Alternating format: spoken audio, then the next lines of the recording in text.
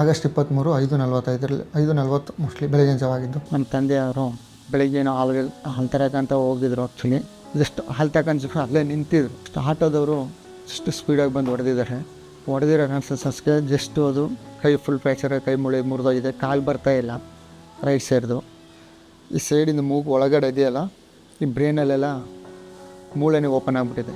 ನಮ್ಮ ಅಡ್ಮಿಟ್ ಮಾಡಿದ್ಮು ದುಡ್ಡು ಇಲ್ಲ, ಕಾಸಿಲ್ಲ. ಆ ಟೈಮ್ಲಂತೂ ನಮ್ಮೊಂದು ಆಫೀಸ್ ಹೋಗಿ ಕೆಲಸ ಮಾಡ್ಕೊಂಡು ನಮ್ಮ ಮನೆಯವರು ಒಂದು ಮನೆ ಕೆಲಸ ಮಾಡ್ಕೊಂಡು ಜೀವನ ಮಾಡೋದು. ಅವರೇ ನಮ್ಮ ತಂದೆಯವರೇ ಆಧಾರ ಅಲ್ಲಿಗೆ. ಆ್ಯಕ್ಚುಲಿ ಅವರೇ ನಿಂತು ಎಲ್ಲನೂ ಮಾಡ್ಕೊತಿದ್ದು. 11:45 ಡೆತ್ ಅದು.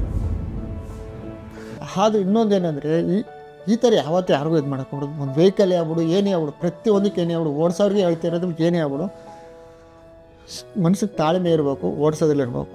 ಅವರು ಈಗ ಅವ್ರು ಮಾಡ್ತಾರೆ, ಬೇರೆಯವ್ರಿಗೂ ಇಂಥ ಬಡವ್ರ ಬಗ್ಗೆ ಯಾರೋ ಇರ್ತಾರೆ, ಜಿನ್ಗುಲವ್ರು ಇರ್ತಾರೆ, ತಿನ್ಕೊಂಡು ಏನೋ ಗಾರೆ ಕೆಲಸ ಪ್ರತಿಯೊಬ್ಬರಿಗೂ ಎಲ್ರಿಗೂ ಇರ್ತದೆ.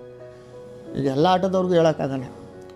ಒಳ್ಳೆ ಈ ಥರ ಇದು ಮಾಡ್ತಾರಲ್ಲ ಅಂಥವ್ರು ಮಾತು ಹೇಳ್ಬೇಕು. ಎಲ್ಲ ಒಳ್ಳೆ ಆಟೋದವ್ರು ಇರ್ತಾರೆ, ಎಲ್ಲ ಇರ್ತಾರೆ. ಆದರೆ ಇಂಥರ ಬಂದು ನೋಡಿ ಈಗ ಇವ್ರು ಮಾಡಿರೋದಕ್ಕೆ ಎಷ್ಟು ವನವಾಸ ಪಡ್ತಾನೆ ಗೊತ್ತು. ಒಂದೊಂದು ಟೈಮ್ ನೆಮ್ತಿರೋ ಮೆಡಿಸನ್ ತಗೊಳಕ್ಕೆ ದುಡ್ಡಿರಲ್ಲ ನನ್ನ ಹತ್ರ. ಫ್ರೆಂಡ್ ಹತ್ರನೋ ಯಾರ ಹತ್ರನೋ ಇಲ್ಲ, ಯಾರ ಹತ್ರ ಇವ್ರ ಹತ್ರ ಇಸ್ಕೋಬೇಕು. ಆ ಪರಿಸ್ಥಿತಿ ಆಗ್ಬಿಟ್ಟೈತೆ ನಾನು.